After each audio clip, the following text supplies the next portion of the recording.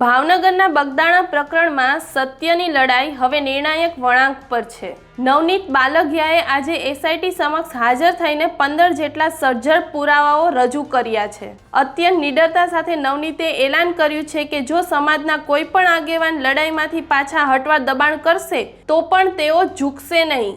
સમાધાન નહીં પણ ન્યાય એ જ તેમનું છેલ્લું લક્ષ્ય છે। પૂછપરછ મારી છે કે મારે જે નિવેદનો દેવાના હતા, જે બાકી રહેલા મારા જે પ્રૂફ એને દેવાના હતા એસઆઈટીમાં કે જે તપાસમાં કામ લાગે એવા મેં એ લોકોને એસઆઈટીને પ્રૂફ રજૂ કર્યા છે, લેખિત કર્યું છે।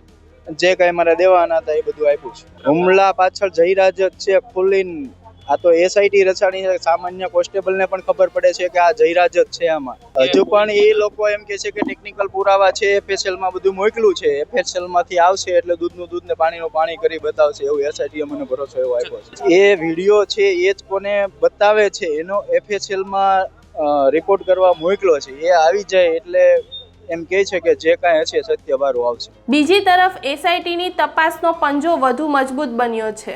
કોદિયા ગામના દિનેશ ઉર્ફે દાદુ સોલંકીની ધરપકડ સાથે આ કેસમાં પકડાયેલા આરોપીઓનો આંકડો હવે 11 પર પહોંચ્યો છે।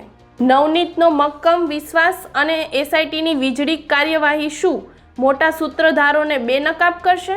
બગદાણા સેવક પર હુમલો કરનારા ગમે તેવા ચમરબંધી હોય, હવે તેમની ખેર નથી। ભાવનગર રેન્જ આઈજીની એસઆઈટી હવે કયા મોટા નામનો ખુલાસો કરશે? હલચલ તેજ બની છે। જોતા રહો ગુજરાત વંદન। ધન્યવાદ।